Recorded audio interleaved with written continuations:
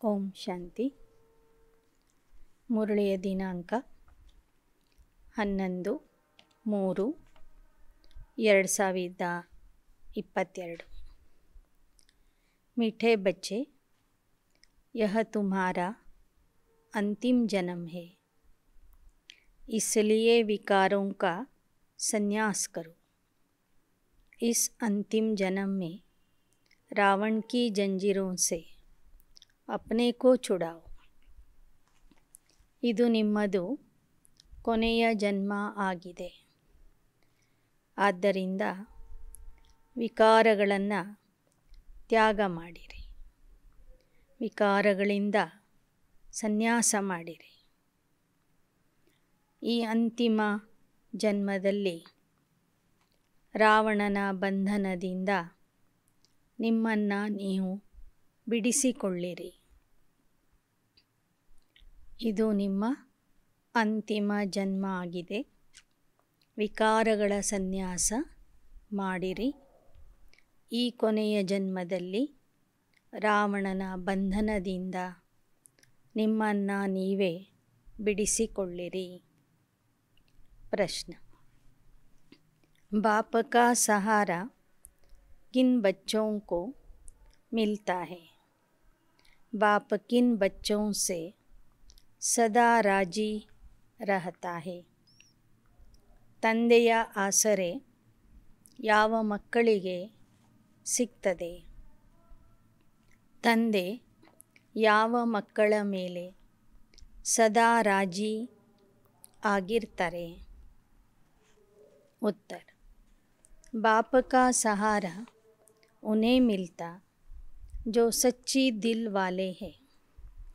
कहा जाता सच्ची दिल पर साहेबराजी, जो बाप के हर डायरेक्शन को अमल में लाते, बाबा उनसे राजी रहता है. ತಂದೆಯ ಆಶ್ರಯ ಅಥವಾ ಆಸರೆ ಸತ್ಯ ಹೃದಯವಂತರಿಗೆ ಪ್ರಾಪ್ತಿಯಾಗ್ತದೆ. ಹೇಳ್ತಾರೆ, ಸತ್ಯ ಹೃದಯವಂತರ ಮೇಲೆ ಸಾಹೇಬ ತಂದೆ ಯಾವತ್ತೂ ರಾಜಿ ಆಗಿರ್ತಾರೆ.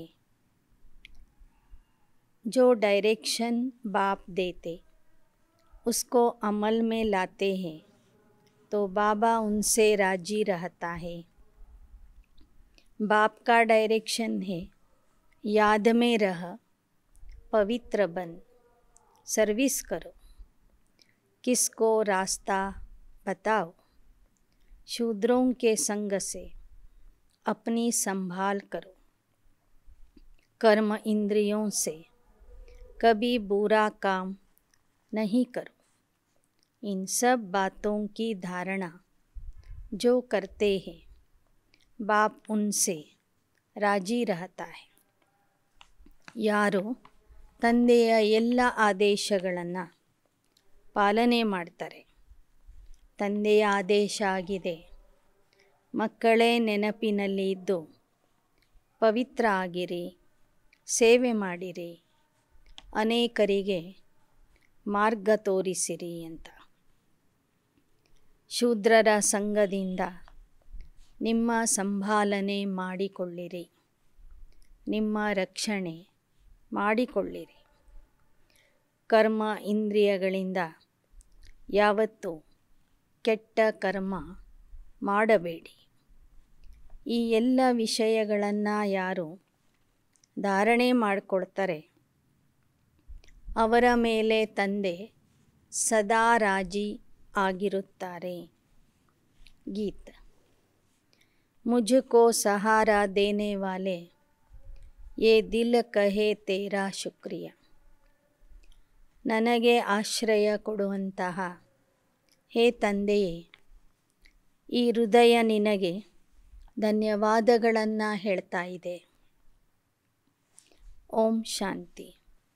बच्चे यहाँ ज्ञान सुन रहे हैं. किसका ज्ञान? क्या शास्त्रों का? नहीं. बच्चे जानते हैं कि शास्त्रों का ज्ञान तो सभी मनुष्य मात्र लेते हैं, हमको यहाँ ಪರಮಾತ್ಮ ಜ್ಞಾನ ದೇತೆ. ನೀವು ಜ್ಞಾನ ಕೇಳ್ತಾ ಇದ್ದೀರಿ. ಯಾರಿಂದ ಕೇಳ್ತಾ ಇದ್ದೀರಿ? ಪರಮಾತ್ಮ ತಂದೆಯಿಂದ. ಅವನಲ್ಲಿ ಇರುವ ಸತ್ಯ ಜ್ಞಾನವನ್ನು ನೀವು ಕೇಳ್ತಾ ಇದ್ದೀರಿ. ಉಳಿದ ಮನುಷ್ಯರು ಶಾಸ್ತ್ರ ಪುರಾಣಗಳ ಜ್ಞಾನ ಕೇಳ್ತಾರೆ. ಆದರೆ ಇಲ್ಲಿ ನಾವು ಪರಮಾತ್ಮ ಕೊಡ್ತಿರುವಂತಹ ಜ್ಞಾನವನ್ನು ಅವನಿಂದಲೇ ಕೇಳ್ತಿದ್ದೇವೆ. कोई शास्त्र आदि पढ़ने अथवा अध्ययन करने वाले सन्यासी ऐसे नहीं कहेंगे. वो कोई ज्ञान नहीं सुनाते. कोई भी सत्संग में जाओ तो मनुष्य बैठा होगा. उनको शास्त्री जी, पंडित जी व महात्मा जी कहेंगे. नाम का तैलुक रखते हैं मनुष्य के साथ. यहाँ बच्चे जानते हैं हमको कोई मनुष्य ज्ञान नहीं देते, परंतु मनुष्य द्वारा निराकार परमपिता परमात्मा ज्ञान देते. ಉಳಿದ ಸತ್ಸಂಗಗಳಲ್ಲಿ ಯಾರೂ ಸಹ ಈ ಥರ ಹೇಳೋದಿಲ್ಲ. ನಮಗೆ ಪರಮಾತ್ಮ ಜ್ಞಾನ ಕೊಡ್ತಾನೆ, ಪರಮಾತ್ಮ ಓದಿಸ್ತಾನೆ ಅಂತ. ಅಲ್ಲಿ ಶಾಸ್ತ್ರದ ಜ್ಞಾನ ಹೇಳೋರು ವಿದ್ವಾನರು, ಪಂಡಿತರು, ಮಹಾತ್ಮರು ಆಗಿರ್ತಾರೆ. ಅವರ ಹೆಸರಿನಿಂದ ಜನ ಅವರನ್ನು ಕರೀತಾರೆ. ಅವರ ಹೆಸರು ಪ್ರಸಿದ್ಧಿಯಾಗಿರ್ತದೆ. ಆದರೆ ಇಲ್ಲಿ ನಮಗೆ ಯಾವ ಮನುಷ್ಯ ಜ್ಞಾನ ಕೊಡ್ತಿಲ್ಲ. ಮನುಷ್ಯನ ಮೂಲಕ ನಿರಾಕಾರ ಪರಮಾತ್ಮ ನಮಗೆ ಜ್ಞಾನ ಕೊಡ್ತಿದ್ದಾನೆ. यह बातें कोई सत्संग में नहीं सुनाई जाती. भाषण करने वालों की बुद्धि में भी यह बातें नहीं हो सकती. हमको जो ज्ञान दे रहा है वह कोई मनुष्य व देवता नहीं. भले इस समय देवता धर्म नहीं है, फिर भी ब्रह्मा विष्णु शंकर सूक्ष्म वतनवासी जो है उनका तो नाम गाया जाता है. लक्ष्मी नारायण सब है दैवी गुण वाले मनुष्य. इस समय सब है आसुरी गुण वाले मनुष्य. कोई भी मनुष्य नहीं समझते कि हम आत्मा है. ಭಾಷಣ ಮಾಡೋರಿಗೂ ಗೊತ್ತಿರಲ್ಲ ನಾವು ಪರಮಾತ್ಮನಿಂದ ಜ್ಞಾನ ಕೇಳ್ತಿದ್ದೀವಿ ಅಂತ. ಯಾಕೆ ಅಂದರೆ ಅವರು ಶಾಸ್ತ್ರದ ಜ್ಞಾನವನ್ನು ಹೇಳ್ತಾ ಇರ್ತಾರೆ. ಹೀಗಾಗಿ ನಾವು ಮಾತಾಡುವಾಗಲೂ ಸಹ ಅವರು ಇದು ನಮ್ಮದೇ ವಿಚಾರ ಅಂತ ತಿಳ್ಕೊತಾರೆ. ಆದರೆ ಇದು ನಮ್ಮ ಜ್ಞಾನ ಅಲ್ಲ. ಪರಮಾತ್ಮ ಬಂದು ಯಾವ ಜ್ಞಾನ ತಿಳಿಸ್ತಾ ಇದ್ದಾರೋ ಅದನ್ನೇ ನಾವಿವತ್ತು ಹೇಳ್ತಾ ಇದ್ದೇವೆ. ಇದು ಸಾಧಾರಣ ಜ್ಞಾನ ಅಲ್ಲ. ಈ ಜ್ಞಾನದಿಂದ ನಾವು ದೇವತೆಗಳಾಗ್ತಾ ಇದ್ದೀವಿ. ಭಲೆ ಇವತ್ತು ದೇವತಾ ಧರ್ಮ ಲೋಪವಾಗಿದೆ, ಆದರೆ ಆ ಧರ್ಮದ ದೇವತೆಗಳ ಹೆಸರುಗಳು ಇವತ್ತಿಗೂ ಇವೆ. ಅವರ ಮೂರ್ತಿಗಳು ಇವೆ. ಅವರಿಗೆ ಜನ ನೆನಪು ಮಾಡ್ತಾ ಇದ್ದಾರೆ, ಪೂಜೆ ಮಾಡ್ತಾ ಇದ್ದಾರೆ. ಯಾಕೆ ಅಂದರೆ इस समय सब आसुरी गुण वाले मनुष्य हैं, इसलिए देवताओं को पूजते हैं. ಇರೋರೆಲ್ಲರೂ ಆಸುರಿ ಗುಣವುಳ್ಳವರಾಗಿರೋ ಕಾರಣ ದೇವತೆಗಳನ್ನು ಪೂಜಿಸ್ತಾ ಇದ್ದಾರೆ. कोई भी मनुष्य नहीं समझते कि हम आत्मा है. फलाने द्वारा परमात्मा हमको ज्ञान दे रहे. वह तो समझते फलाना महात्मा फलाना शास्त्री हमको कथा सुना रहे. ಬಾಬಾ ಹೇಳ್ತಾರೆ, ಈ ಪ್ರಪಂಚದಲ್ಲಿ ಯಾರೊಬ್ಬರೂ ಸಹ ತಮಗೆ ಆತ್ಮ ಅಂತ ತಿಳ್ಕೊಂಡಿಲ್ಲ. ಪರಮಾತ್ಮ ಬಂದು ಜ್ಞಾನ ಕೊಡ್ತಾನೆ ಅಂತಲೂ ತಿಳ್ಕೊಂಡಿಲ್ಲ. ಬೇರೆ ಸತ್ಸಂಗಗಳಲ್ಲಿ ಹೋಗುವಂಥವರು ಮಹಾತ್ಮರಿಂದ, ಶಾಸ್ತ್ರಿಗಳಿಂದ, ಮನುಷ್ಯರಿಂದ ವೇದ ಪುರಾಣಗಳ ಕಥೆಗಳನ್ನು ಕೇಳ್ತಾರೆ. बाप कहते मैं तुमको ऐसे शास्त्रों की बातें सुनाता नहीं, तुम अपने को आत्मा निश्चय करते हो, फिर कहते हो पतित पावन आओ, सर्व का दुख हरता सुख करता, वह है सर्व का शांति दाता, मुक्ति जीवन मुक्ति दाता, वह कोई मनुष्य नहीं हो सकता. ಇಲ್ಲಿ ಪರಮಾತ್ಮ ನಮಗೆ ವೇದ ಶಾಸ್ತ್ರಗಳ ಜ್ಞಾನವನ್ನು ಕೊಡೋದಿಲ್ಲ. ಅವನು ಮುಕ್ತಿದಾತ, ಶಾಂತಿದಾತ, ದುಃಖಹರ್ತ, ಸುಖಕರ್ತ ಆಗಿದ್ದಾನೆ. ಆದ್ದರಿಂದ ಮುಕ್ತಿ ಜೀವನ್ ಮುಕ್ತಿಗೆ ಬೇಕಾಗಿರುವ ಜ್ಞಾನನೇ ಅವನು ಕೊಡ್ತಾನೆ. ಮನುಷ್ಯ ಸವೇರೆ ಸವೇರೆ ಉಠಕರ್ ಕಿತನಿ ಭಕ್ತಿ ಕರ್ತೆ, कोई भजन गाते कथा करते, उसको कहा जाता भक्ति मार्ग. भक्ति मार्ग वालों को यह मालूम नहीं कि भक्ति मार्ग क्या होता है. जब भक्ति है तो ज्ञान नहीं, और जब ज्ञान है तो भक्ति नहीं. यहाँ तो सब जगह भक्ति ही भक्ति. ಜ್ಞಾನ ಇದ್ದಾಗ ಭಕ್ತಿ ಇರೋದಿಲ್ಲ, ಭಕ್ತಿ ಇದ್ದಾಗ ಜ್ಞಾನ ಇರೋದಿಲ್ಲ. ಈಗಂತೂ ಪ್ರಪಂಚದಲ್ಲಿ ಭಕ್ತಿನೇ ಭಕ್ತಿ ಕಾಣಿಸ್ತಾ ಇದೆ. ದ್ವಾಪರ ಕಲಿಯುಗ ಭಕ್ತಿ, सत्य त्रेता है ज्ञान का फल, वह ज्ञान सागर फल देते हैं. भगवान क्या फल देगा? फल माना वर्षा. भगवान वर्षा देगा मुक्ति का, साथ में मुक्ति धाम में ले जाएगा. ಬಾಬಾ ಹೇಳ್ತಾರೆ, ಭಕ್ತಿಯ ಫಲ ಜ್ಞಾನಸಾಗರ ಪರಮಾತ್ಮ ಬಂದು ಕೊಡ್ತಾನೆ. ಫಲ ಅಂದ್ರೇ ಆಸ್ತಿ ಕೊಡ್ತಾನೆ. ಭಗವಂತ ಕೊಡುವ ಆಸ್ತಿ ಯಾವುದು?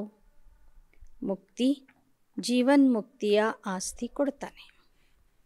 ಮತ್ತು ಜೊತೆಗೆ ಮುಕ್ತಿಧಾಮಕ್ಕೆ ಕರ್ಕೊಂಡು ಹೋಗ್ತಾನೆ. इस समय मनुष्य इतने हो गए हैं जो रहने की जगह नहीं, अनाज नहीं, इसलिए भगवान को आना पड़ता है. ಈ ಸಮಯದಲ್ಲಿ ಮನುಷ್ಯರ ಸಂಖ್ಯೆ ಎಷ್ಟಾಗಿದೆ ಅಂದರೆ, ವಾಸ ಮಾಡಲಿಕ್ಕೆ ಜಾಗ ಇಲ್ಲ, ಊಟ ಮಾಡಲಿಕ್ಕೆ ಅನ್ನ ಇಲ್ಲ, ಆಹಾರ ಇಲ್ಲ. ಇಂತಹ ಸಮಯದಲ್ಲಿ ಪರಮಾತ್ಮ ಬರಬೇಕಾಗ್ತದೆ. ರಾವಣ ಸಬ್ಕೋ ಪತೀತ್ ಬನಾತೆ, ಫಿರ್ ಪತೀತ ಪಾವನ್ ಆಕರ್ ಪಾವನ್ ಬನಾತೆ. ರಾವಣ ಬಂದು ನಮ್ಮನ್ನು ಪತಿತ ಮಾಡ್ತಾನೆ, ಪರಮಾತ್ಮ ಬಂದು ಪಾವನ ಮಾಡ್ತಾನೆ. ಪಾವನ್ ಬನಾನೆ ವಾಲಾ और पतित बनाने वाला दोनों ही अलग अलग है. अब तुम जान गए हो पावन दुनिया को पतित बनाने वाला कौन है और पतित दुनिया को पावन बनाने वाला कौन है. ಪರಮಾತ್ಮ ನಮ್ಮನ್ನು ಪಾವನ ಮಾಡ್ತಾನೆ, ರಾವಣ ನಮ್ಮನ್ನು ಪತಿತ ಮಾಡ್ತಾನೆ.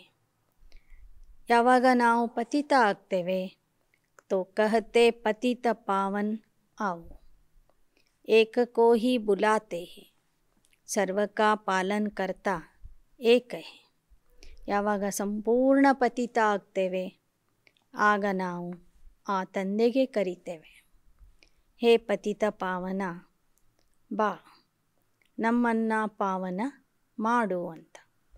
ಯಾಕೆ ಅಂದರೆ ಸರ್ವರ ಪಾಲನಕರ್ತ, ಸರ್ವರನ್ನು ಪತಿತರಿಂದ ಪಾವನ ಮಾಡುವವನು ಅವನೊಬ್ಬನೇ ಇದ್ದಾನೆ. सतयुग में कोई विकारी नहीं हो सकता. पतित अर्थात जो विकार में जाते, सन्यासी विकार में नहीं जाते, इसलिए उनको पतित नहीं कहेंगे. परमात्मा बंदो ಯಾವ ಜಗತ್ತನ್ನು ಸ್ಥಾಪನೆ ಮಾಡ್ತಾನೆ ಅದು ಸಂಪೂರ್ಣ ನಿರ್ವಿಕಾರಿ ಪಾವನ ಸತ್ಯಯುಗ ಆಗಿರ್ತದೆ. ಅಲ್ಲಿ ವಿಕಾರಗಳು ಇರೋದಿಲ್ಲ. ಸನ್ಯಾಸಿಗಳು ವಿಕಾರದಲ್ಲಿ ಹೋಗೋದಿಲ್ಲ. ಆದ್ದರಿಂದ ಅವರಿಗೆ ಪತಿತರು ಅಂತ ಹೇಳೋದಿಲ್ಲ. ಪತಿತರು ಅಂದ್ರೇ ವಿಕಾರದಲ್ಲಿ ಹೋಗುವಂಥವರು. कहा जाता पवित्र आत्मा 5 विकार का संन्यास किया हुआ है. नंबर 1 विकार है काम. क्रोध तो सन्यासियों में भी बहुत है. स्त्री को छोड़ते समझते उनके संग में मनुष्य निर्विकारी रह नहीं सकते. शादी का मतलब ही यह है. सतयुग में यह कायदा नहीं है. बाप समझाते हैं बच्चे वहाँ पतित कोई होता ही नहीं. ಸನ್ಯಾಸಿಗಳು ಕಾಮವಿಕಾರವನ್ನು ಬಿಡೋದಕ್ಕಾಗಿ ಹೆಂಡತಿ ಮಕ್ಕಳನ್ನು ಬಿಟ್ಟು ಕಾಡಿಗೆ ಹೋಗ್ತಾರೆ. ಆದರೆ ಅವರಲ್ಲಿ ಕ್ರೋಧ ವಿಕಾರ ಇರ್ತದೆ. ಆದರೆ ಒಂದು ಕಾಮವಿಕಾರ ಬಿಟ್ಟಿರುವ ಕಾರಣ ಅವರಿಗೆ ಜನ ಎಷ್ಟೊಂದು ಗೌರವ ಕೊಡ್ತಾರೆ. ನೀವು ಮಕ್ಕಳು ಸತ್ಯಯುಗದಲ್ಲಿ 5 ವಿಕಾರಗಳಿಂದ ಮುಕ್ತ ಆಗಿರ್ತೀರಿ. ಸಂಪೂರ್ಣ ನಿರ್ವಿಕಾರಿ ಆಗಿರ್ತೀರಿ. सतयुग में यह कायदा नहीं. बाप समझाते बच्चे वहाँ पतित कोई होता नहीं. ಇಲ್ಲಿ ಮದುವೆ ಅಂದ್ರೇ ವಿಕಾರದಲ್ಲಿ ಹೋಗೋದು ಅಂತ ಜನ ತಿಳ್ಕೊಂಡಿದ್ದಾರೆ. ಆದರೆ ಸತ್ಯುಗದಲ್ಲಿ ಈ ಥರ ಇರೋದಿಲ್ಲ. ಅಲ್ಲಿ ಯಾರೂ ಪತಿತ ಆಗೋದಿಲ್ಲ. ದೇವತಾओं की महिमा है संपूर्ण निर्विकारी. रावण राज्य शुरू होता है द्वापर युग से. बाप खुद कहते काम को जीतो, मुझे याद करो, पवित्र दुनिया को याद करो तो तुम पतित नहीं बनेंगे. ರಾವಣ ರಾಜ್ಯ ಶುರು ಆದ ನಂತರ ದೇವತೆಗಳೆಲ್ಲರೂ ಪತಿತ ಆಗಿಬಿಡ್ತಾರೆ. ಮತ್ತೆ ಈಗ ಪರಮಾತ್ಮ ಬಂದು ಹೇಳ್ತಾ ಇದ್ದಾನೆ, ಹೇ ಮಕ್ಕಳೇ, ಈ ಕಾಮವನ್ನು ಗೆಲ್ಲಿರಿ, ವಿಕಾರಗಳ ಮೇಲೆ ಜಯ ಗಳಿಸಿರಿ, ನನ್ನನ್ನು ನೆನಪು ಮಾಡಿರಿ. ಆಗ ಮತ್ತೆ ನೀವು ಪವಿತ್ರ ಪ್ರಪಂಚದ ಮಾಲೀಕ ಆಗ್ತೀರಿ. मैं आया हूँ पावन दुनिया स्थापन करने. दूसरी बात, एक बाप के बच्चे ब्राह्मण ब्राह्मणियाँ तुम आपस में भाई बहन ठहरे.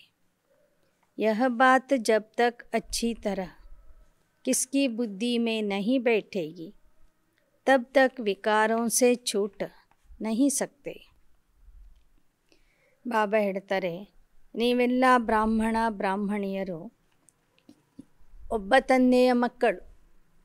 ಆ ಕಾರಣದಿಂದ ಪರಸ್ಪರ ಸಹೋದರ ಸಹೋದರಿಯರು.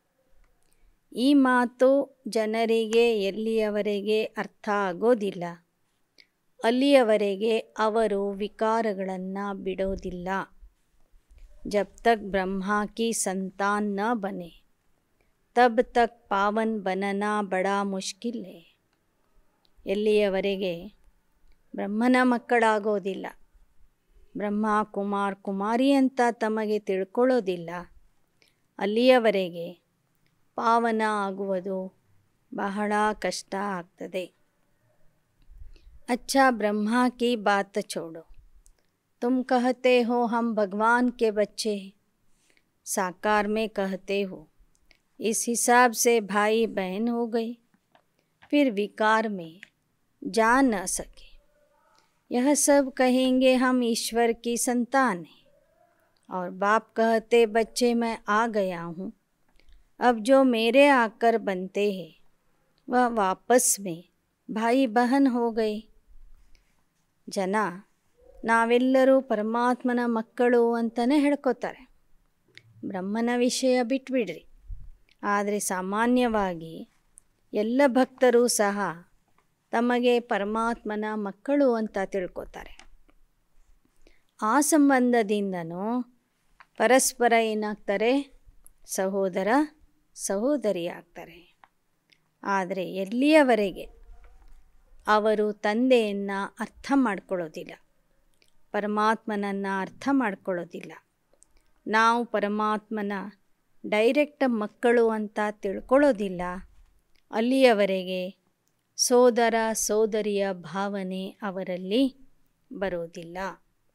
ब्रह्मा द्वारा भाई बहन की रचना होती है तो फिर विकार में जा न सके.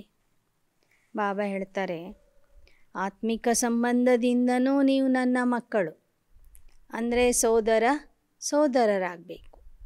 ಬ್ರಹ್ಮನ ಮೂಲಕ ನಾನು ನಿಮಗೆ ಜ್ಞಾನದಿಂದ ರಚನೆ ಮಾಡಿದಾಗ, ಜ್ಞಾನದ ಹೊಸ ಜನ್ಮ ಕೊಟ್ಟಾಗ, ಆಗ ನೀವು ಬ್ರಹ್ಮನ ಮಕ್ಕಳು, ಸಹೋದರ ಸಹೋದರಿ ಆಗ್ತೀರಿ. ಸಹೋದರ ಸಹೋದರಿಯರು ಎಂದೂ ವಿಕಾರದಲ್ಲಿ ಹೋಗೋದಿಲ್ಲ. बाप कहते यह तुम्हारा अंतिम जन्म है, एक जन्म के लिए इस विकार का त्याग करो पवित्र दुनिया में जाने के लिए. सन्यासियों को कोई टेम्पटेशन नहीं, गृहस्थी लोग उनको बहुत मान देते हैं, परंतु वह कोई मंदिरों में पूजने लायक नहीं बनते. मंदिर में पूजने लायक देवताएं हैं, क्योंकि उनकी आत्मा और शरीर दोनों पवित्र है. ಸನ್ಯಾಸಿಗಳು ಯಾವುದೇ ರೀತಿಯ ಆಕರ್ಷಣೆ, ಸ್ವರ್ಗದ ಪ್ರಾಪ್ತಿಯ ಆಕರ್ಷಣೆ ಇಲ್ಲದಿದ್ದರೂ ಸಹ ಅವರು ನಾಡನ್ನು ಬಿಟ್ಟು ಕಾಡಿಗೆ ಹೋಗ್ತಾ ಇದ್ದಾರೆ, ಸನ್ಯಾಸಿ ಜೀವನ ನಡೆಸ್ತಾ ಇದ್ದಾರೆ. ಆ ಕಾರಣದಿಂದ ಗೃಹಸ್ಥಿಗಳು, ಸಂಸಾರಿಗಳು ಅವರಿಗೆ ಬಹಳಷ್ಟು ಮಾನ್ಯತೆ ಕೊಡ್ತಾರೆ. ನಿಮಗಂತೂ ಬಾಬಾ ಇಲ್ಲಿ ಬಹಳ ದೊಡ್ಡ ಒಂದು ಪ್ರಾಪ್ತಿಯನ್ನು ತೋರಿಸ್ತಾ ಇದ್ದಾರೆ, ಕೊಡ್ತಾ ಇದ್ದಾರೆ. ನೀವು ಪವಿತ್ರ ಆದರೆ ಪವಿತ್ರ ಜಗತ್ತಿಗೆ ಮಾಲೀಕ ಆಗ್ತೀರಿ ಅಂತ ಹೇಳ್ತಿದ್ದಾರೆ. ಅಂದಮೇಲೆ ನೀವು ಯಾಕೆ ಪವಿತ್ರ ಆಗಬಾರದು? ಭಲೆ ಸನ್ಯಾಸಿಗಳು ಪವಿತ್ರ ಆಗಿರ್ತಾರೆ, ಆದರೆ ಅವರು ಪೂಜೆಗೆ ಲಾಯಕ ಅಲ್ಲ. ಯಾಕೆಂದರೆ ಅವರ ದೇಹ ಮತ್ತು ಆತ್ಮ ಎರಡೂ ಪವಿತ್ರ ಆಗಿಲ್ಲ. ದೇವತೆಗಳು ಅಂದರೆ ದೇಹ ಮತ್ತು ಆತ್ಮ ಎರಡೂ ಪವಿತ್ರ ಆಗಿರುವ ಕಾರಣ ದೇವತೆಗಳು ಪೂಜ್ಯನೀಯ ಆಗ್ತಾರೆ. यहाँ तो शरीर तमो प्रधान है, पांच तत्व भी पतित है. वहाँ आत्मा भी पवित्र, तत्व भी सतो प्रधान पवित्र रहते. इसलिए देवताओं को पूजनीय कहा जाता है. ಸತ್ಯಯುಗದಲ್ಲಿ ತತ್ವಗಳು ಪವಿತ್ರ, ಆತ್ಮನೂ ಪವಿತ್ರ, ತತ್ವಗಳಿಂದ ನಿರ್ಮಿತವಾಗುವ ಶರೀರನೂ ಪವಿತ್ರ ಆಗಿರ್ತದೆ. ಆದ್ದರಿಂದ ದೇವತೆಗಳು ಪೂಜ್ಯನೀಯ ಆಗ್ತಾರೆ, ಪೂಜ್ಯನೀಯ ಆಗಿದ್ದಾರೆ. अभी आत्मा भी तमो प्रधान, तत्व भी तमो प्रधान. इसलिए बाढ़, तूफान आदि कितने होते, किसको दुख देना, यह तमो गुण है. ಇಲ್ಲಿ ತತ್ವಗಳು ತಮೋ ಪ್ರಧಾನ, ಆತ್ಮನೂ ತಮೋ ಪ್ರಧಾನ. ಆದ್ದರಿಂದ ಪ್ರಕೃತಿ ಅನೇಕ ರೀತಿಯ ವಿಕೋಪಗಳನ್ನು ತೋರಿಸ್ತದೆ. ಪ್ರವಾಹ ಬರುವುದು, ಬಿರುಗಾಳಿ ಬರುವುದು ಇತ್ಯಾದಿ ನಡೀತಾನೇ ಇರ್ತದೆ. ಒಬ್ಬನಿಗೆ ದುಃಖ ಕೊಡುವುದು ಅಂದ್ರೇ ತಮೋಗುಣ ಆಗಿದೆ. ಸತ್ಯಯುಗ ಮೇ ತತ್ವ ಭೀ ಕಿಸ್ಕೋ ದುಃಖ ನಹಿ ದೇತೆ. ಇಲ್ಲಿ 5 ತತ್ವಗಳು ಮನುಷ್ಯನಿಗೆ ದುಃಖ ಕೊಡ್ತಾ ಇವೆ ಅಂದರೆ ಅರ್ಥ ಆಗ್ತದೆ ತತ್ವಗಳು ತಮೋ ಪ್ರಧಾನ ಆಗಿವೆ ಅಂತ. ಸತ್ಯಯುಗದಲ್ಲಿ ಈ ಪ್ರಕೃತಿ ಅಥವಾ 5 ತತ್ವಗಳು ಮನುಷ್ಯನಿಗೆ ದುಃಖ ಕೊಡೋದಿಲ್ಲ. यहाँ तो मनुष्य की बुद्धि भी तमो प्रधान है. ಇಲ್ಲಿ ಮನುಷ್ಯರ ಬುದ್ಧಿನೂ ತಮೋ ಪ್ರಧಾನ ಆಗಿದೆ, ಪಂಚತತ್ವಗಳು ತಮೋ ಪ್ರಧಾನ ಆಗಿವೆ. अब बाप नई दुनिया बनाने आए, कहते हैं बच्चे पावन बनो. ಈಗ ಬಾಬಾ ಬಂದಿರೋದು ಹೊಸ ಪ್ರಪಂಚದ ಸ್ಥಾಪನೆ ಮಾಡಲಿಕ್ಕಾಗಿ. ಅದಕ್ಕೆ ಹೇಳ್ತಾರೆ, ಮಕ್ಕಳೇ ಪಾವನ ಆಗಿರಿ. अंतिम जन्म रावण की जंजीरों से अपने को छुड़ाओ. आसुरी मत पर आधा कल्प पतित रहे हो. यह बहुत बुरी आदत है. सबसे बड़ा दुश्मन है काम. छोटेपन में भी विकार में चले जाते, क्योंकि संग ऐसा मिलता है. ಬಾಬಾ ಹೇಳ್ತಾರೆ, ಆಸುರಿ ಮತದಂತೆ ನಡೆದು ಇವತ್ತು ಎಲ್ಲರೂ ಪತಿತ ಆಗಿದ್ದಾರೆ. ಎಲ್ಲಕ್ಕಿಂತಲೂ ದೊಡ್ಡ ಶತ್ರು ಆಗಿದೆ ಕಾಮವಿಕಾರ. ಈ ವಿಕಾರಿ ಪ್ರಪಂಚದಲ್ಲಿ ಚಿಕ್ಕ ಚಿಕ್ಕ ಮಕ್ಕಳು ಸಹ ವಿಕಾರದಲ್ಲಿ ಹೋಗ್ತಾ ಇದ್ದಾರೆ. ಯಾಕೆ ಅಂದರೆ ಅಂತಹ ಕೆಟ್ಟ ಸಂಘದಲ್ಲಿ ಹೋಗಿರ್ತಾರೆ. ಸಮಯ ಹಿ ಐಸಾ ಹೈ, ಪತಿತ ಜರೂರ್ ಬನ್ನ ಹೈ. ಸನ್ಯಾಸ ಧರ್ಮ ಕಾ ಭಿ ಪಾರ್ಟ್ ಹೈ. ಸಮಯನೇ ಆ ಥರ ಇರೋ ಕಾರಣ ಎಲ್ಲರೂ ಪತಿತ ಆಗ್ತಾ ಇದ್ದಾರೆ. ಸನ್ಯಾಸ ಧರ್ಮದ ಪಾತ್ರವೂ ಸಹ ಒಂದು ವಿಶೇಷ ಪಾತ್ರ ಆಗಿದೆ. ಸೃಷ್ಟಿ ಕೋ ಜಲ್ ಮರ್ನೆ ಸೆ ಕುಚ್ ಬಚಾತೆ. ಈ ಜಗತ್ತು ವಿಕಾರದ ಅಗ್ನಿಯಲ್ಲಿ ಸುಟ್ಟೋಗ್ತಿತ್ತು. ಆ ಜಗತ್ತನ್ನು ತಮ್ಮ ಪವಿತ್ರತೆಯ ಬಲದಿಂದ ರಕ್ಷಣೆ ಮಾಡಿದ್ದಾರೆ. ड्रामा को भी तुम जानते हो, बल कहते क्रिश्चियन धर्म को इतने वर्ष हुए, परंतु यह नहीं जानते कि क्रिश्चियन धर्म फिर ख़त्म कब होगा. कहते 40,000 वर्ष कलयुग चलना है, तो क्या क्रिश्चियन धर्म भी 40,000 वर्ष तक वृद्धि को पाते रहेंगे. ಕ್ರಿಶ್ಚಿಯನ್ ಧರ್ಮ ಸ್ಥಾಪನೆ ಆಗಿ ಇಷ್ಟು ವರ್ಷಗಳಾದವು ಅಂತ ಲೆಕ್ಕ ಹೇಳ್ತಾರೆ. ಹಾಗಾದರೆ ಆ ಧರ್ಮ ಖತಮ್ ಆಗೋದು ಯಾವಾಗ? ಆಗ ಹೇಳ್ತಾರೆ, ಕಲಿಯುಗ 40,000 ವರ್ಷಗಳವರೆಗೂ ಇದೇ ಥರ ನಡೆಯಲಿದೆ. ಅಂದ ಮೇಲೆ ಎಲ್ಲ ಧರ್ಮಗಳು ಸಹ 40,000 ವರ್ಷಗಳವರೆಗೂ ಹೀಗೇ ವೃದ್ಧಿ ಆಗ್ತವೆ ಅಂತ ಜನ ತಿಳ್ಕೊಂಡಿದ್ದಾರೆ. अब 5,000 वर्ष में ही जगह पूरी नहीं रही, तो 40,000 वर्ष में पता नहीं क्या हो जाए.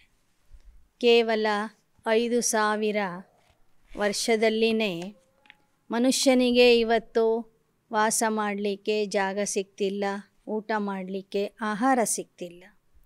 ಇನ್ನು 40,000 ವರ್ಷಗಳವರೆಗೆ ಇದೇ ಥರ ಬೆಳೀತಾ ಹೋದರೆ ಏನಾಗ್ಬೋದು? ಶಾಸ್ತ್ರೋं में तो बहुत गपोड़े लगा दी, इसलिए कोई विरला ही इन बातों को समझ कदम कदम पर श्रीमत चलते हैं. श्रीमत पर चलना कितना ಡಿಫಿಕಲ್ಟ್ है. ಶಾಸ್ತ್ರಗಳಲ್ಲಿ ಏನೆಲ್ಲ ಸುಳ್ಳುಗಳನ್ನು ಬರೆದಿಟ್ಟಿದ್ದಾರೆ. ಇದನ್ನು ಯಥಾರ್ಥವಾಗಿ ಅರ್ಥ ಮಾಡಿಕೊಳ್ಳೋರು, ಶ್ರೀಮತದಂತೆ ನಡೆಯೋರು ಬಹಳ ವಿರಳ. ಲಕ್ಷ್ಮೀ ನಾರಾಯಣ್ जिन्हों को सारी दुनिया पूजती है, अब तुम वह बन रहे हो, यह तुम जानते हो, सो भी नंबरवार. बाप कहते मुझे याद करो और घर को याद करो. घर तो जल्दी याद आता है ना. मनुष्य 8-10 वर्ष की मुसाफिरी कर घर लौटते हैं तो खुशी होती कि हम अपने बर्थ प्लेस में जा रहे. अब वह मुसाफिरी होती है थोड़े समय की, इसलिए घर को भूलते नहीं. यहाँ 5,000 वर्ष हो गए, इसलिए घर को बिल्कुल ही भूल गए. ಬಾಬಾ ಹೇಳ್ತಾರೆ, ನೀವು ಪುನಃ ಲಕ್ಷ್ಮೀನಾರಾಯಣ ಆಗ್ತಿದ್ದೀರಿ, ನಂಬರ್ ವಾರ್ ಆಗ್ತಿದ್ದೀರಿ. ನೀವು ಲಕ್ಷ್ಮೀನಾರಾಯಣರ ಸಮಾನ ಆಗಬೇಕಾದ್ರೆ ನನ್ನನ್ನು ನೆನಪು ಮಾಡಿರಿ, ಮನೆಯನ್ನು ನೆನಪು ಮಾಡಿರಿ. ಮನೆಯ ನೆನಪು ಬಹಳ ಬೇಗ ಬಂದುಬಿಡ್ತದೆ. ತಿಳ್ಕೊಳ್ಳಿ, ಒಬ್ಬರು 8-10 ವರ್ಷಗಳವರೆಗೆ ಹೊರದೇಶಕ್ಕೆ ಹೋಗಿರ್ತಾರೆ, ಪ್ರವಾಸಕ್ಕೆ ಹೋಗಿರ್ತಾರೆ. ವಾಪಸ್ ಬರುವಾಗ ಎಷ್ಟು ಬೇಗ ಅವರಿಗೆ ತಮ್ಮ ಜನ್ಮಭೂಮಿ, ಜನ್ಮಸ್ಥಾನ ಮತ್ತು ಮನೆಯ ನೆನಪು ಬರ್ತದೆ. ಅವ್ರು ಹೋಗ್ತಿರೋದು 8-10 ವರ್ಷಕ್ಕಾಗಿ. ಹೀಗಾಗಿ ಮನೆಯ ನೆನಪು ಬೇಗ ಬಂದುಬಿಡ್ತದೆ ಅವ್ರಿಗೆ. ಆದರೆ ನಾವು 5000 ವರ್ಷಗಳಿಂದ ಪ್ರಯಾಣ ಮಾಡ್ತಿದ್ದೇವೆ. ಹೀಗಾಗಿ ಈಗ ವಾಪಸ್ ಹೋಗುವಾಗಲೂ ನಮ್ಮ ಮನೆಯ ನೆನಪು ನಮಗೆ ಬರ್ತಿಲ್ಲ. ನಮ್ಮ ಮನೆಯನ್ನೇ ನಾವು ಮರ್ತಿದ್ದೇವೆ. अब बाप ने आकर बतलाया, बच्चे यह पुरानी दुनिया है, इनको आग लगनी है, कोई भी बचेगा नहीं, सबको मरना है. इसलिए इस सड़ी हुई दुनिया, सड़े हुए शरीर से प्यार मत रखो. ಬಾಬಾ ಹೇಳ್ತಾರೆ, ಮಕ್ಕಳೇ, ಇದು ಹಳೇ ಪ್ರಪಂಚ, ಇದಕ್ಕೆ ಬೆಂಕಿ ಹತ್ತಲಿದೆ, ಯಾರೂ ಉಳಿಯೋದಿಲ್ಲ. ಕೊನೆಗೆ ಎಲ್ಲರೂ ಸಾಯಲೇಬೇಕು. ಆದ್ದರಿಂದ ಈ ಕೊಳೆತಿರುವ ಪ್ರಪಂಚವನ್ನು, ಕೊಳೆತಿರುವ ದೇಹವನ್ನು ಮರೀರಿ. ಕೊಳೆತಿರುವ ಪ್ರಪಂಚ ಮತ್ತು ಕೊಳೆತಿರುವ ದೇಹದ ಮೇಲೆ ಪ್ರೀತಿ ಇಟ್ಕೋಬೇಡಿ. शरीर बदलते बदलते 5000 वर्ष हुए, 84 बार शरीर चेंज करते आए. अब कहते तुम्हारे 84 जन्म पूरे हुए, तब तो मैं आया हूँ. तुम्हारा पार्ट पूरा हुआ, सबका पूरा हुआ. इस नॉलेज को धारण करना है. सारी नॉलेज बुद्धि में, बाप द्वारा नॉलेजफुल बनने से फिर सारे विश्व के मालिक बन जाते हो और विश्व भी नई बन जाती है. भक्ति मार्ग में जो भी कर्म कांड की वस्तुएं हैं, सबको ख़त्म करना है. सत्ययुग में हाय प्रभु, हे प्रभु, यह अक्षर कहने वाले नहीं रहेंगे, क्योंकि वहाँ दुख की बात नहीं है. ಸತ್ಯಯುಗದಲ್ಲಿ ಹೇ ಪರಮಾತ್ಮ, ಹೇ ಪ್ರಭು, ಹೇ ಭಗವಂತ, ಬಂದು ನಮ್ಮ ದುಃಖ ದೂರ ಮಾಡು ಅಂತ ಕೇಳೋರು ಇರೋದಿಲ್ಲ ಅಂತ ಹೇಳ್ತಾರೆ ಬಾಬಾ. ಯಾಕೆ ಅಂದರೆ ಅಲ್ಲಿ ದುಃಖದ ಮಾತೇ ಇರೋದಿಲ್ಲ, ದುಃಖನೇ ಇರೋದಿಲ್ಲ. ಅಂತಹ ಒಂದು ಸುಖಧಾಮಕ್ಕೆ ಪರಮಾತ್ಮ ನಮ್ಮನ್ನು ಕರ್ಕೊಂಡು ಹೋಗ್ತಿದ್ದಾನಂದರೆ ऐसे बाप को कितना याद करना चाहिए, उनकी मत पर क्यों नहीं चलना चाहिए. ईश्वरीय मत से सदा सुखी बन जाए. ಅಂಥ ತಂದೆಗೆ ನಾವೆಷ್ಟು ನೆನಪು ಮಾಡಬೇಕು. ಯಾಕೆ ಅವನ ಮತದಂತೆ ನಡಿಬಾರ್ದು? ಆ ಈಶ್ವರೀಯ ಮತದಿಂದನೇ ನಾವು ಸದಾ ಸುಖಿ ಆಗ್ತಿದ್ದೇವೆ. यह समझते भी श्रीमत पर न चले तो उनको महामूर्ख कहा जाता है. ಇಷ್ಟೆಲ್ಲ ತಿಳಿದವರೂ ಸಹ ಮತ್ತೆ ಶ್ರೀಮತದಿಂದ ನಡೀತಿಲ್ಲ ಅಂದರೆ ಅವರ ಸಮಾನ ಮಹಾಮೂರ್ಖರು ಯಾರೂ ಇಲ್ಲ. ईश्वरीय मत और आसुरी मत में रात दिन का फ़र्क हो जाता है. जज करना है कि हम किस तरफ जाए.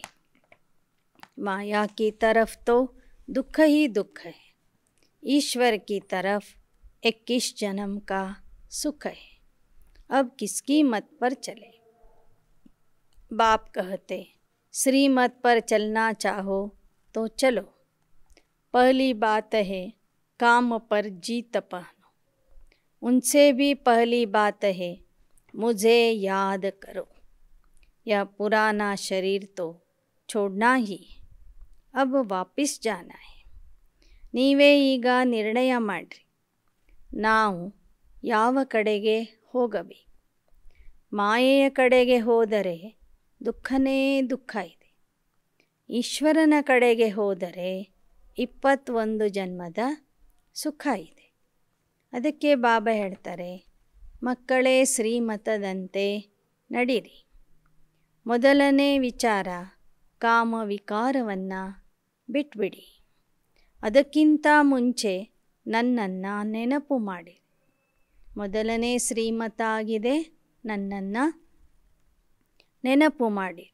ಎರಡನೇ ಶ್ರೀಮತ ಆಗಿದೆ, ಕಾಮ ವಿಕಾರವನ್ನು ಬಿಟ್ಟಾಕ್ರಿ. ಈ ಹಳೆ ಶರೀರ ಈಗ ಬಿಡಬೇಕಾಗಿದೆ. ಅಬ್ ವಾಪಸ್ ಜಾನಾ ಹೇ. ಮತ್ತೆ ಈಗ ನಾವು ವಾಪಸ್ ಹೋಗಬೇಕಾಗಿದೆ. इस समय हमको ख्याल है कि हम 84 जन्मों की पुरानी खाल छोड़ता हूँ. सतयुग में फिर समझते हैं यह बूढ़ा शरीर छोड़ फिर बचपन में आएंगे. इस पुरानी दुनिया का महाविनाश होना है. यह बातें कोई शास्त्रों में नहीं. ಸಂಗಮ ಯುಗದಲ್ಲಿ ನಮಗೆ ಏನು ನೆನಪಿದೆ ಅಂದರೆ, ಈ ಹಳೆ ದೇಹವನ್ನು ನಾವು ಬಿಟ್ಟು ಹೋಗೋರಿದ್ದೇವೆ. ಪರಮಧಾಮಕ್ಕೆ ಹೋಗಿ ಸತ್ಯಯುಗದಲ್ಲಿ ಬರೋರಿದ್ದೇವೆ. ಇನ್ನು ಸತ್ಯಯುಗದಲ್ಲಿ ದೇಹ ಬಿಡುವಾಗ ಮಾತ್ರ ವಿಚಾರ ಬರ್ತದೆ, ನಾನು ಈ ದೇಹವನ್ನು ಬಿಟ್ಟು, ವೃದ್ಧ ಆಗಿರುವಂಥ ದೇಹವನ್ನು ಬಿಟ್ಟು ಮತ್ತೆ ನಾನು ಮತ್ತೊಂದು ಕಡೆ ಮಗುವಾಗಿ ಬರಲಿದ್ದೇನೆ ಅನ್ನೋದು ಅಲ್ಲಿ ಗೊತ್ತಾಗ್ತದೆ. ಬಾಬಾ ಹೇಳ್ತಾರೆ, ಈಗ ಈ ಹಳೆ ಪ್ರಪಂಚದ ಮಹಾವಿನಾಶ ಹತ್ತಿರ ಬಂದಿದೆ. ಈ ಮಾತು ಯಾವ ಶಾಸ್ತ್ರಗಳಲ್ಲಿನೂ ಬರೆದಿಲ್ಲ.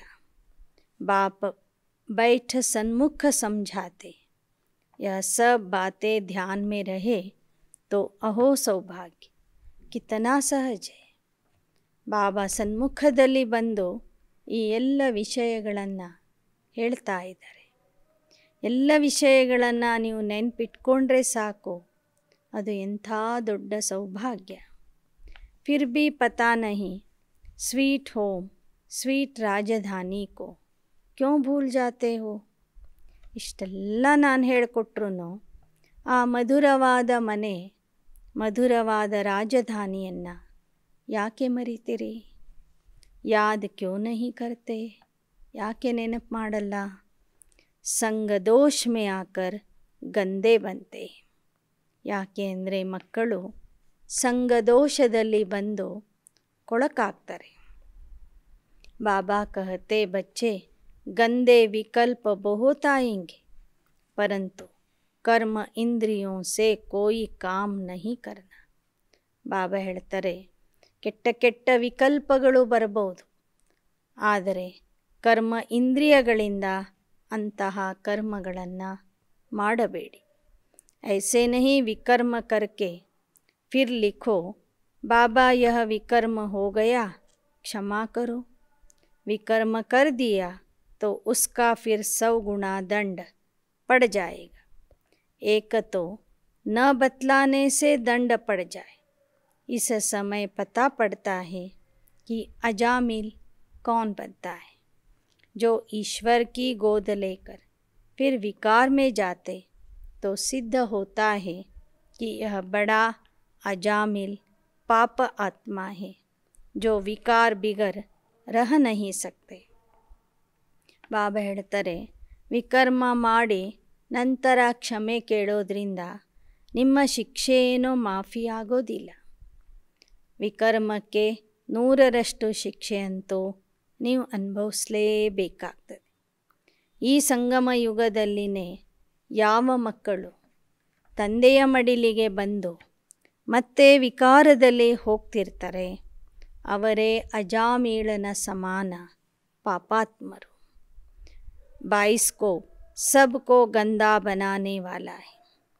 ಯಾರು ಅಜಾಮೇಳನ ಸಮಾನ ಪಾಪಾತ್ಮರಾಗಿರ್ತಾರೆ ಅವರು ವಿಕಾರ ಬಿಟ್ಟು ಇರೋದಿಲ್ಲ. ಇನ್ನು ಬಾಬಾ ಹೇಳ್ತಾರೆ, ಈ ಸಿನೆಮಾ ಏನಿದೆ ಇದು ಎಲ್ಲರನ್ನೂ ಹೊಲಸು ಮಾಡ್ತಾ ಇದೆ. तुम्हें कोई भी विकार से दूर भागना चाहिए. ब्राह्मण है निर्विकारी तो संग भी ब्राह्मणों का चाहिए. ವಿಕಾರಿಗಳ ಸಂಘದಿಂದ ನೀವು ದೂರ ಹೋಗಬೇಕು, ಬ್ರಾಹ್ಮಣರ ಸಂಘದಲ್ಲಿ ಇರಬೇಕು. ಶೂದ್ರೋं के संग में दुखी होते. शरीर निर्वाह अर्थ तो सब कुछ करना है. ಶೂದ್ರರ ಸಂಘದಲ್ಲಿ ಹೋಗೋದ್ರಿಂದ ನೀವು ದುಃಖಿ ಆಗ್ತೀರಿ. ಹಾಗಂತ ಅವರ ಸಂಘನೂ ಬಿಡುವಂತೆ ಇಲ್ಲ. ನಿಮ್ಮ ಕಾರ್ಯಕ್ಷೇತ್ರದಲ್ಲಿ ನೀವು ಕೆಲಸ ಮಾಡುವಾಗ ಶೂದ್ರರ ಮಧ್ಯದಲ್ಲಿ ಇದ್ದು ಕೆಲಸ ಮಾಡಬೇಕಾಗ್ತದೆ. बच्चों को सुधारने के लिए समझाना है. कोई न कोई युक्ति से हल्की सजा देनी है. रचना रची है तो ರೆಸ್ಪಾನ್ಸಿಬಿಲಿಟಿ भी है ना. ಇನ್ನು ಬಾಬಾ ಹೇಳ್ತಾರೆ, ನೀವು ಸಹ ದುಷ್ಟರ ಸಂಘದಿಂದ ಸಾಧ್ಯ ಆದಷ್ಟು ದೂರ ಇರಿ. ಕರ್ಮ ಇಂದ್ರಿಯಗಳಿಂದ ವಿಕರ್ಮ ಮಾಡಬೇಡಿ. ನಿಮ್ಮ ಮಕ್ಕಳನ್ನು ಸುಧಾರಿಸಲು ಬೇರೆ ಬೇರೆ ಉಪಾಯಗಳನ್ನು ಮಾಡಿರಿ. ಹಗೂರವಾದ ಶಿಕ್ಷೆ ಕೊಡಿ. ನಿಮ್ಮ ರಚನೆ ರಚಿಸಿದ್ದೀರಿ ಅಂದ ಮೇಲೆ ಆ ಮಕ್ಕಳ ಜವಾಬ್ದಾರಿ ನಿಮ್ಮ ಮೇಲೇ ಇದೆ. उन्हों को भी सच्ची कमाई करनी है. छोटे छोटे बच्चों को भी थोड़ा बहुत सिखलाना अच्छा है. ಮಕ್ಕಳಿಗೂ ಸಹ ಈ ಆತ್ಮಿಕ ಸಂಪಾದನೆಯ ವಿಚಾರ ತಿಳಿಸಿಕೊಡಿ. ಚಿಕ್ಕ ಚಿಕ್ಕ ಮಕ್ಕಳಿಗೂ ಸಹ ಆಗಾಗ ಜ್ಞಾನದ ವಿಚಾರಗಳನ್ನು ಹೇಳ್ತಾ ಇರಿ.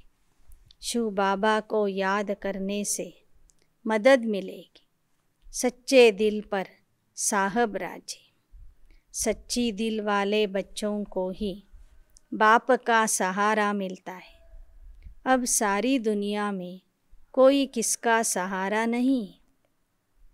ಸತ್ಯ ಹೃದಯವಂತರ ಮೇಲೆ ತಂದೆ ರಾಜಿ ಆಗಿರ್ತಾರೆ. ಇವತ್ತು ಪ್ರಪಂಚದಲ್ಲಿ ಯಾರಿಗೂ ಯಾರೂ ಸಹ ಆಶ್ರಯ ಕೊಡೋರಿಲ್ಲ, ಆಸರೆ ಕೊಡೋರಿಲ್ಲ. ಸಹಾರಾ ಹೋತಾ ಹೇ ಸುಖ ಮೇ ಲೇ ಜಾನೆ ಕಾ. ಆಸರೆ ಕೊಡುವುದಂದರೆ ಏನು? ಸುಖಕ್ಕೆ ಕರ್ಕೊಂಡು ಹೋಗೋದು, ಸುಖಧಾಮಕ್ಕೆ ಕರ್ಕೊಂಡು ಹೋಗೋದು. ಆ ಥರ ಸುಖದ ದಾರಿ ತೋರಿಸುವಂಥ ಸಹಾಯ ಇಲ್ಲಿ ಯಾರೂ ಮಾಡ್ತಿಲ್ಲ. ಹಮ್ ಸುಖ ಮೇ ಜಾಯೆಂಗೆ ತೋ ಬಾಕಿ ಸಬ್ ಆತ್ಮಾಯೇ ಶಾಂತಿ ಮೇ रहेगी. ಭಾರತ್ ಸ್ವರ್ಗ ಥಾ, ವಿಶ್ವ ಕಾ ಮಾಲಿಕ್ ಥಾ. ಅಶಾಂತಿ ಮಾರಾಮಾರಿ ಕುಚ್ಚ ನಹಿ ಥಾ. ನಾವೆಲ್ಲ ತಂದೆಯ ಮಕ್ಕಳು ಸುಖಧಾಮಕ್ಕೆ ಹೋದಾಗ ಉಳಿದವರು ಶಾಂತಿಯಿಂದ ಆ ಶಾಂತಿಧಾಮದಲ್ಲಿ ಕೂತಿರ್ತಾರೆ. ಬಾಬಾ ಹೇಳ್ತಾರೆ, ನಮ್ಮ ರಾಜ್ಯದಲ್ಲಿ ಅಶಾಂತಿ, ಹೊಡೆದಾಟ, ಜಗಳ, ಯುದ್ಧಗಳು ಯಾವುದೂ ಇರೋದಿಲ್ಲ. ಬಾಪ್ ಸೆ ನೈ ದುನಿಯಾ ಕಾ ವರ್ಸಾ ಮಿಲ್ತಾ. कैसे वह भी कोई समझते नहीं. ಪರಮಾತ್ಮ ತಂದೆಯಿಂದ ಹೊಸ ಜಗತ್ತಿನ ಮಾಲೀಕ ಆಗುವ ಆಸ್ತಿ ಸಿಗ್ತದೆ ಅನ್ನೋದು ಯಾರಿಗೂ ಅರ್ಥನೇ ಆಗ್ತಿಲ್ಲ. ಭಾರತ್ ಜೋ ಪೂಜ್ಯ ಥಾ ವಹ ಪೂಜಾರಿ ಬನಾ. ಫಿರ್ ಅಬ್ ಪೂಜ್ಯ ಜರೂರ್ ಬನೇಗಾ. ಅಭಿ ತುಮ್ ಪುರುಷಾರ್ಥ ಕರ್ ರಹೆ. ಭಾರತ ಒಂದು ಸಮಯಕ್ಕೆ ಪೂಜ್ಯ ದೇಶ ಆಗಿತ್ತು, ಇವತ್ತು ಪೂಜಾರಿ ಆಗಿದೆ.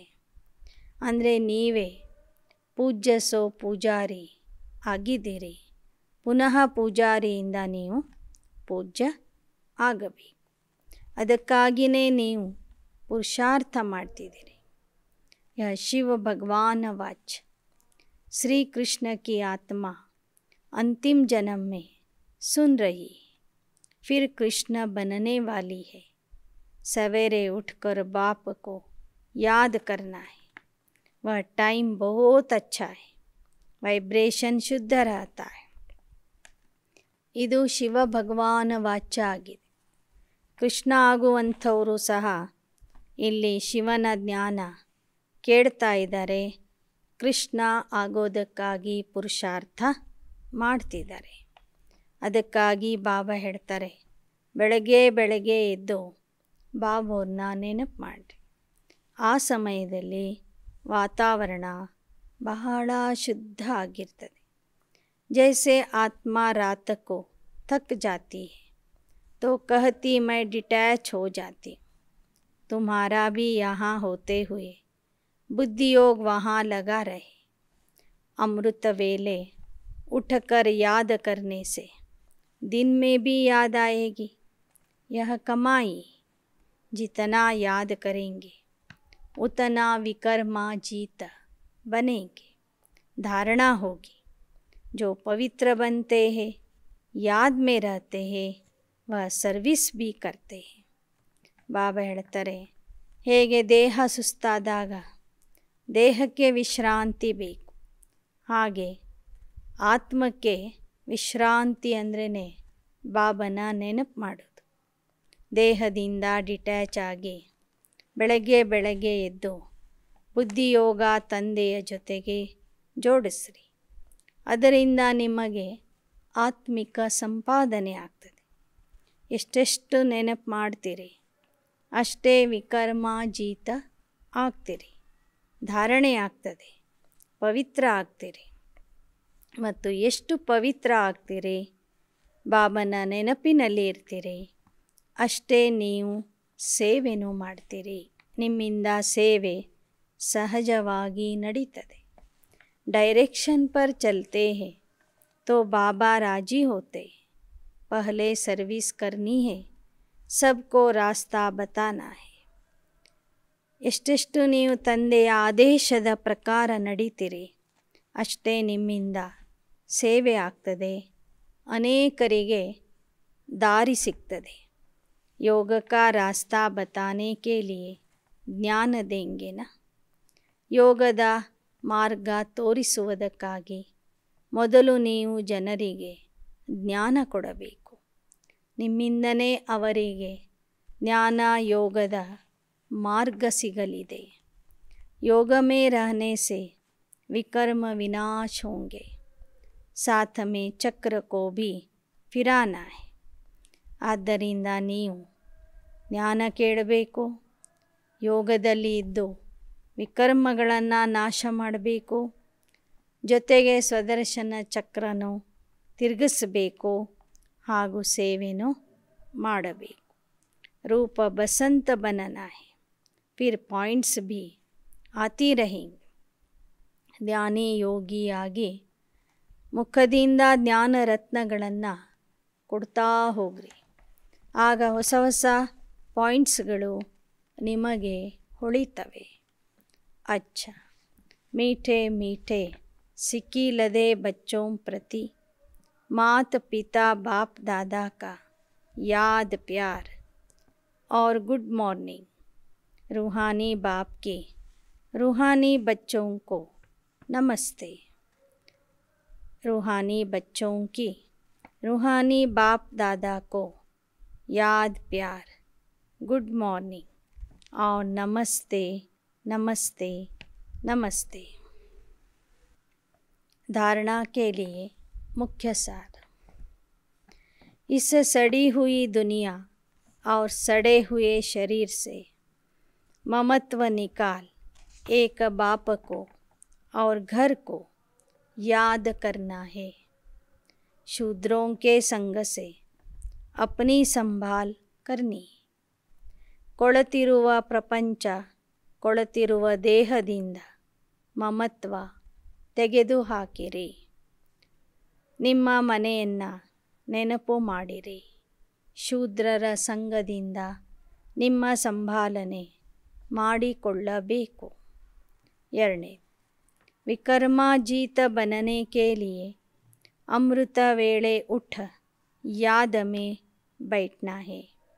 ವಿಕರ್ಮ ಜೀತ ಆಗುವುದಕ್ಕಾಗಿ ಅಮೃತ ವೇಳೆಯಲ್ಲಿ ಎದ್ದು ಬಾಬೋರ್ ನೆನಪಿನಲ್ಲಿ ಕೂಡಬೇಕು.